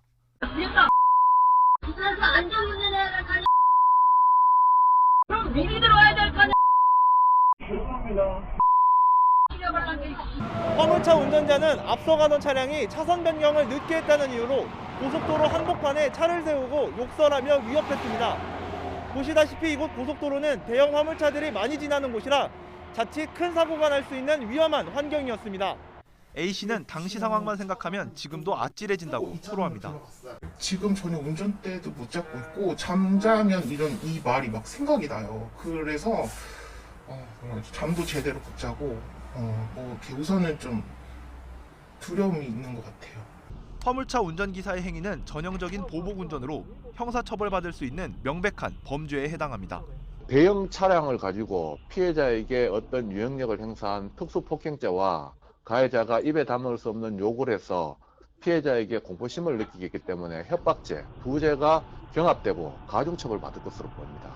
경찰은 지난 2016년부터 보복운전 가해자가 구속될 경우 면허를 취소하고 불구속 입건될 경우 면허를 100일 동안 정지하는 등 보복운전 방지 대책을 내놨습니다. 하지만 지난 2017년 4,400여 건이던 보복운전 접수 현황은 지난해 5,200여 건으로 3년 새 오히려 800여 건 늘었습니다. 현행법상 보복운전 사건은 특수폭행과 특수협박 등 형법을 통해 처벌할 수 있습니다. 그러나 정작 도로교통법에는 보복운전에 대한 명확한 정의가 없어 운전자 스스로 어떤 행위가 보복운전에 해당하는지 가늠하기 어렵다는 지적이 나옵니다. 보복운전에 대한 별도의 내용이 없어서 진짜 실제로도 처벌이 형법에 의해서 처벌이 되고 있는 상황이고요. 행위가 가지고 있는 위험성을 판단할 수 있는 기준이 없는 거죠. 도로 위 살인행위로 불리는 보복운전을 뿌리 뽑으려면 명확한 정의를 내려 금지 유형을 정하고 처벌 강화와 인식 개선 등 계도 방안을 포함한 전방위적인 대책 마련이 필요하다는 목소리가 커지고 있습니다. YTN 황윤태입니다. 인천의 한 공사장에서 작업 중이던 40대 노동자가 50m 높이에서 추락해 숨졌습니다. 인천경찰청 광역수사대는 어제 오후 5시쯤 인천 서구 원창동에 있는 물류센터 공사장에서 협력업체 소속 중국동포 A씨가 추락해 숨졌다고 밝혔습니다. 경찰은 사고 당시 A씨가 안전고리를 하지 않은 것으로 보인다며 조만간 현장 관계자를 불러 조사할 예정이라고 설명했습니다. 성탄절 서울도심 교회 앞에서 쓰러진 채 발견된 60대 여성이 이튿날 코로나19 양성 판정을 받고 끝내 숨졌습니다. 서울 양천경찰서는 지난 25일 서울 영등포구 여의도 순복음교회 앞에서 60대 A씨가 쓰러진 채 발견돼 병원으로 옮겨졌지만 다음 날 숨졌다고 밝혔습니다.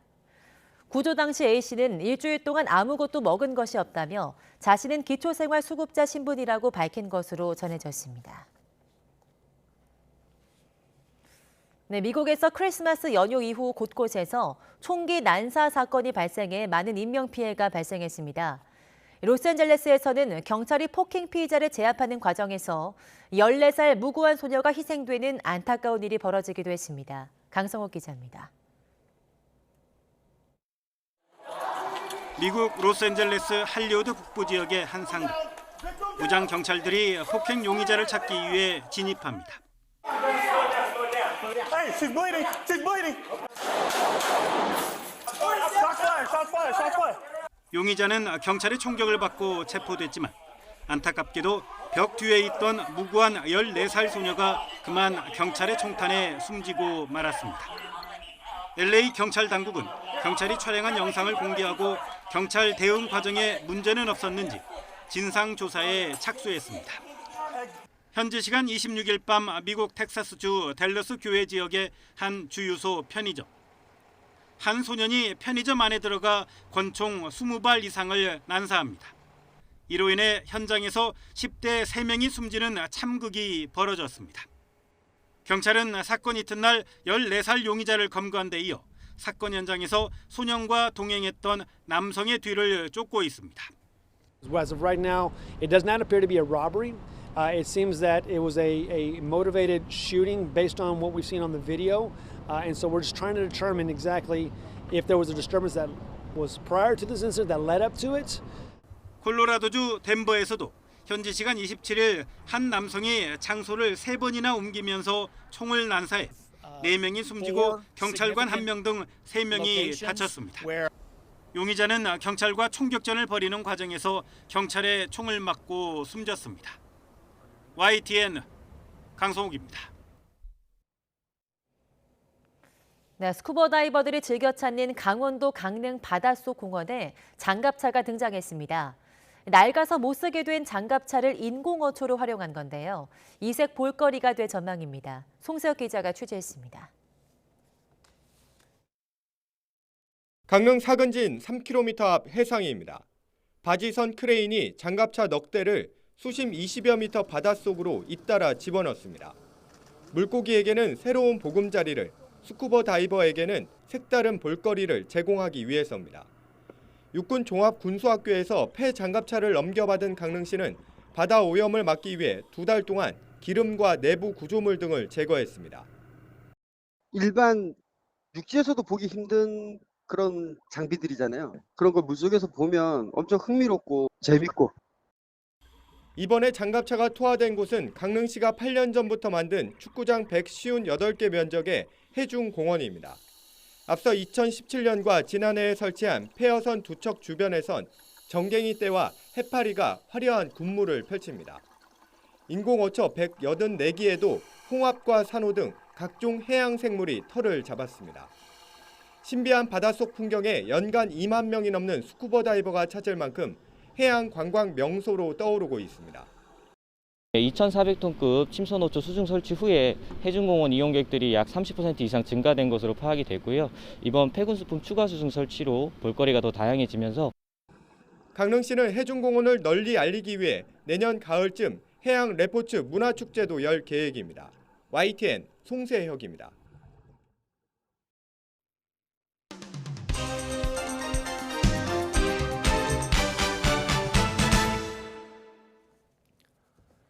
네, 오늘 아침 신문은 어떤 소식을 다뤘는지 짚어보는 시간입니다. 오늘도 이현웅 아나운서 나와 있습니다. 어서 오십시오. 네, 안녕하십니까? 네, 오늘 자영업 하시는 분들 얘기 먼저 나눠보겠습니다. 최근에 방역 조치에 반발해서 소등 시위까지 하기도 했는데 이 소상공인들이 얼마나 힘들었는지 나타낸 기사가 나왔죠. 맞습니다. 중소벤처기업부와 통계청이 지난해 소상공인 실태조사 결과를 발표했고요. 여러 신문들에서 이 내용을 중점적으로 좀 다루고 있었습니다. 서울과 경향신문 준비했는데 먼저 좌측에 나오고 있는 서울신문 보면 이제 그래프를 보여드리겠습니다. 지난해 소상공인 총 부채가 294조 4천여억 원에 달했다고 합니다. 이게 1년 전과 비교하면 19.3% 증가한 수치인데 거의 한 50조 원 증가를 했다고 하네요. 이 50조 원은 우리나라 한 해 예산의 10분의 1 정도가 된다고 이제 이 신문은 비교하고 있었습니다. 그러면 얼마나 또 벌어들였냐 그것도 궁금해하실 것 같은데요. 경향신문에 그 내용이 있습니다. 업체당 영업이익이 43% 급감해서 1,900만 원 수준에 불과했다 이렇게 집계가 됐다고 합니다. 이걸 12개월로 나누면 월급은 한 158만 원 꼴에 불과했다라고 전하고 있는데요. 이 신문은 최저임금에도 미치지 못했다고 분석했습니다. 네, 뭐 저희가 상상하기 어려울 정도로 많이 힘드셨겠죠. 저희 리포트로 전해드렸지만 소상공인들 눈물 흘리는 모습도 볼 수 있는데. 네, 다음 소식 보겠습니다. 프랑스 마크롱 대통령 사진이 일면에 실렸네요. 맞습니다. 해외 상황도 지금 코로나 때문에 심상치 않은데요. 그 상황을 프랑스 마크롱 대통령 표정만 봐도 알 수가 있습니다. 조선일보 일면에 좀 큼지막하게 프랑스 마크롱 대통령 표정이 실렸는데 이 모습이 이제 마크롱 대통령이 긴급회의를 열어서 강화된 방역 대책을 논의하는 그 모습이었습니다. 프랑스 같은 경우는 내년 1월 3일부터 최소 3주 동안 기업들이 주 3일 이상 재택근무를 실시하도록 하는 조치를 발표했다고 하고요. 또 부스터샷 접종 간격도 기존 4개월에서 3개월로 단축했다고 합니다. 이렇게 방역 대책을 강화하는 이유는 아무래도 오미크론 변이에 있겠는데요. 오미크론 변이를 포함해서 코로나가 워낙 확산을 하다 보니까 지난 27일 집계로 전 세계 코로나 하루 신규 확진자가 144만 명을 기록했고 이게 코로나 유행 이후에 최다 수치라고 합니다. 네, 뭐 세계적으로 상황이 많이 안 좋네요. 우리나라도 그렇고 좀 확진자가 좀 줄었으면 좋겠는데. 네, 다음 기사 한번 보겠습니다. 이 대장동 개발 특혜 의혹 수사 관련인데 최근 숨진 채 발견된 김문기 처장 조사 내용을 취재한 거죠? 맞습니다. 한국일보 일면에 이 내용이 실렸는데 김 처장의 검찰 조사, 진술 조서를 보고 쓴 기사입니다. 요약을 하자면 이례적인 방식으로 검찰 조사가 진행되면서 김 처장이 압박을 느꼈을 가능성이 있다 이렇게 말을 하고 있습니다. 여기서 말하는 이례적인 조사 방식이 뭐냐면 대장동 사업 우선 협상 대상자 선정 심의 과정을 똑같은 방식으로 재현하도록 해서 동일한 결과가 나오는지 확인하도록 하는 수사 방식이었는데요. 이걸 다시 재현을 해봤더니 평가 시간이 기존보다 더 오래 걸렸다는 점, 그리고 일부 평가 항목의 결과가 6년 전과는 좀 다르게 나왔다는 점, 그것들을 이유로 추궁을 했다고 합니다. 뭐 이런 방식이 김 처장에게는 압박으로 작용했을 가능성이 있다. 이 신문은 그렇게 보고 있고요. 한편 또 조서 내용을 보면 윗선에 대해서 묻는 질문은 거의 없었다고 하면서 일각에서는 윗선이 아닌 중간 실무자에게만 수사가 집중된 것 아니냐는 비판이 나온다고도 전하고 있습니다. 네, 지금 수사 상황이 되게 어떻게 보면 답보 상태여서 특검 얘기도 많이 나오고 있는 거겠죠. 앞으로 좀 지켜봐야 될 것 같고요. 다음 소식인데 그 일본이 사도광산을 유네스코 세계 문화유산에 등재하려고 한다라는 소식 저희가 리포트로도 전해드렸고요. 맞습니다. 정확히 이곳이 어떤 곳입니까? 여기가 이제 일본 니가타현 사도시에 있는 과거 이제 일본의 대표적인 금 생산지입니다. 그렇다 보니까 뭐 일본 같은 경우는 전통 채굴 기술이라던가 아니면 생산 시스템 같은 것들을 엿볼 수 있는 귀중한 유산이다 이렇게 말을 하고 있는 건데요. 하지만 앞서서 리포트로도 전해드렸듯 조선인 강제 노역이 이루어졌던 곳입니다. 이 신문에 실린 내용을 보면요, 일본의 한 시민단체가 여기에서 이제 강제 노역을 했던 인원 최소 1,141명이 된다 이렇게 밝혔다고 하고요. 학자에 따라서는 2,000명에 달한다라고 보기도 한다는데 이 단체 같은 경우는 사도광산을 문화유산으로 등재를 하려면 이런 전체적인 역사 사실을 다 알려야 한다 이렇게 강조하고 있다고 합니다. 이 신문은 이번 상황이 지난 2015년 군함도 때에 이어서 역사 충돌 2라운드라고 표현을 하면서 한일 관계에 악영향이 예상이 된다고 전하고 있습니다. 네, 다음 소식은 만평인데 이 대선 후보들 관련 소식이죠. 보기 전에 어제 어떤 일이 있었는지 윤석열 후보 또 이재명 후보 얘기를 한번 들어보겠습니다. 이런 중범죄 그 확정적 거의 다른 변명의 여지가 없는 이런 후보와 국민들 앞에서 정해진 정도의 토론이 아니고 이거를 마치 미래 비전을 얘기하는 것으로서 물타기 하려는 이런 정치 공세적 토론 제의는 그걸 받아들인다는 것은 야당 후보로서 좀 취하기 어려운 태도이기 때문에 말씀을 드리는 것입니다. 하다못해 신발 한 짝을 사더라도 비교할 수 있는 기회를 주지 않습니까? 그런데 이 국가의 운명과 우리 국민들의 삶을 통째로 책임지는 역할을 하겠다고 하면 마땅히 국민들께 판단의 기회를 드려야 한다고 생각합니다. 결국은 특검을 안 하면 토론을 안 하겠다는 건 둘 다 안 하겠다 그런 뜻으로 보여지는데 국민에 대한 예의가 아니다 그런 생각이 듭니다. 네, 법정 토론을 지금 3번 이상 하게 돼 있는데 그 이상을 할 거냐, 3번만 할 거냐 뭐 이런 얘기예요. 공방을 계속 주고받고 있는데 신문들은 어떻게 평가하고 있습니까? 네, 입장이 뭐 방금 녹취에서도 들으셨겠지만 굉장히 엇갈리고 있고 이 만평도 그런 모습들을 잘 나타내고 있습니다. 먼저 왼쪽에 보이는 게 한결의 만평 모습인데 이전에 윤 후보에게 이제 집중됐던 여러 가지 논란들을 종합적으로 표현한 모습입니다. 한 인물이 나오고요. 바깥쪽은 검, 안쪽은 왕이라는 글씨가 쓰인 망토 같은 걸 좀 두르고 있는 모습입니다. 그리고 이제 말풍선 모습을 보면요. 검사는 취조하고 왕은 명령할 뿐 토론하지 않는다라고 이 인물이 말하고 있는데 그 앞쪽에 프롬프터가 있어요. 그래서 그거를 보고 그대로 따라 읽는 그런 모습을 나타내고 있고요. 오른쪽에 보이는 이제 중앙일보 만평 같은 경우는 두 인물이 나옵니다. 윤, 이가 나오죠. 토론이라고 쓰인 마이크를 든 인물, 이가 나오고요. 그 앞에 약간 취조하는 자세로 앉아서 야 일단 특검이라는 의자에 앉아 이렇게 말하고 있는 인물 윤이 나오는데 두 인물 모두 다 이마에 보면 이제 송글송글 좀 땀이 맺혀 있습니다. 그래서 앞서서 우리가 녹취에서 봤듯이 뭐 흔히 말하는 좀 말이 안 통하는 서로 말이 안 통하는 그런 모습들 이 만평에서 볼 수 있었습니다. 네, 뭐 두 후보가 공방을 벌이고 있고요. 아마도 판단은 유권자들께서 하실 걸로 생각이 됩니다. 다음 인물을 조명한 기사인데 어떤 인물입니까? 네, 조선일보에 실린 인물 기사인데 올해를 끝으로 정년퇴직을 하는 행정안전부의 소순만 서훈 팀장 이야기를 담고 있습니다. 혹시 총무처, 그러니까 지금의 행정안전부에서 그 붓글씨 시험을 치르는 거 알고 계십니까? 전 처음 저도 이번 내용을 좀 알면서 처음 접했는데 이 소 팀장이 1995년 총무처에서 실시한 붓글씨 시험을 통과해서요. 98년부터 대통령의 훈장을 직접 써온 인물이라고 합니다. 뭐 김대중, 노무현, 이명박, 박근혜, 문재인 대통령 이름으로 수여하는 훈장 증서를 직접 써왔다고 하는데요. 그동안 의미 있는 훈장을 정말 많이 썼는데 그래도 가장 기억에 남는 건 순직한 젊은 소방관에게 드릴 훈장을 썼을 때라고 또 이야기한 인터뷰가 마음에 와 닿았습니다. 이 소 팀장의 글씨체가 일반적인 궁서체랑은 좀 많이 다르다고 하는데요. 지금은 서예 강사 1급 자격증도 따서 퇴직 후에는 본인만의 이 소순만체를 알리면서 붓글씨를 가르치는 봉사를 하면서 여생을 보내고 싶다, 이런 인터뷰도 함께 전했습니다.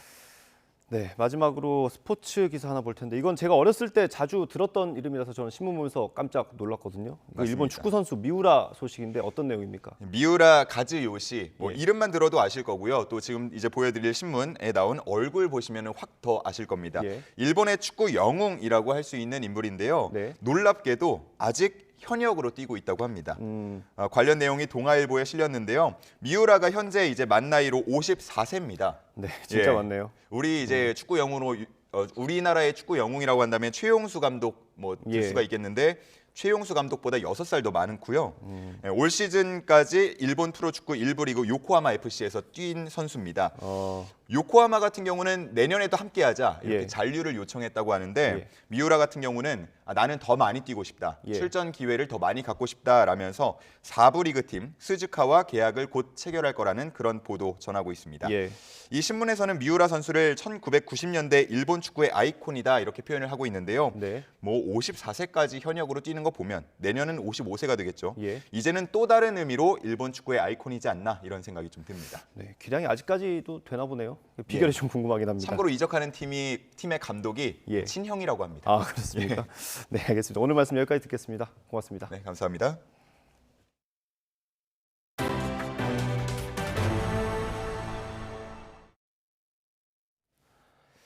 대전을 지나는 고속도로에서 수소가스 600kg을 싣고 가던 운반 차량에 불이 났습니다. 다친 사람은 없었지만 불기둥에 폭발음까지 잇따르면서 시민들이 두려움에 떨었습니다. 양동훈 기자입니다. 고속도로 위에서 까만 연기가 계속 피어오릅니다. 차량에서는 빨간 불기둥이 무섭게 치솟아 오릅니다. 현장에서는 펑 하는 폭발음도 잇따랐습니다.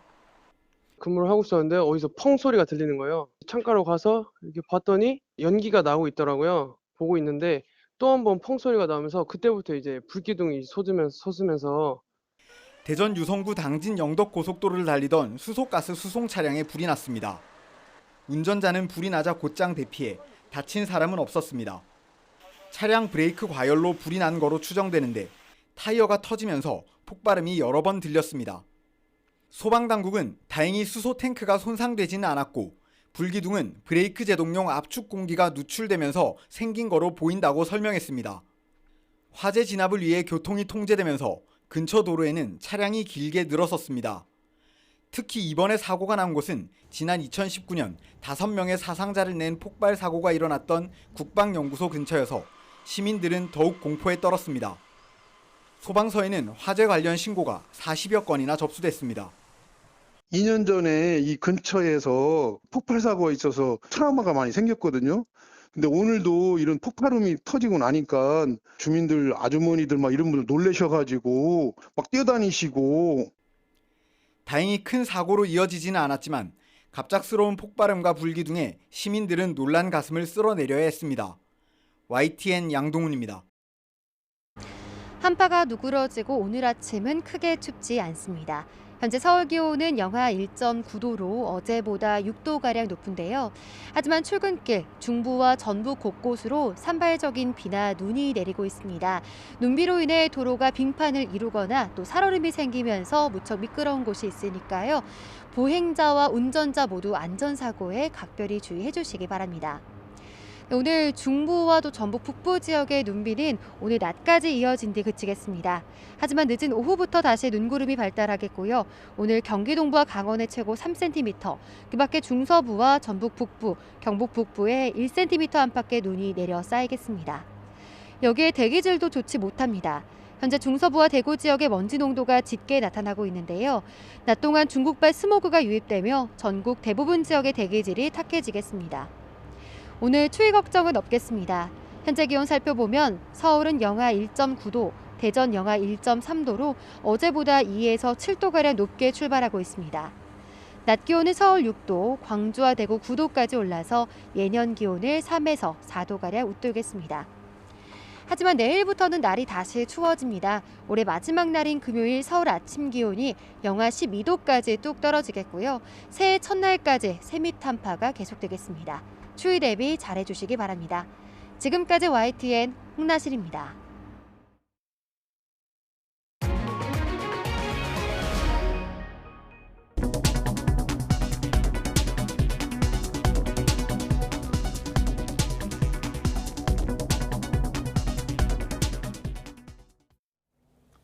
이상으로 굿모닝 YTN 마치겠습니다. 잠시 후 YTN 24가 이어집니다. 시청해주신 여러분 고맙습니다.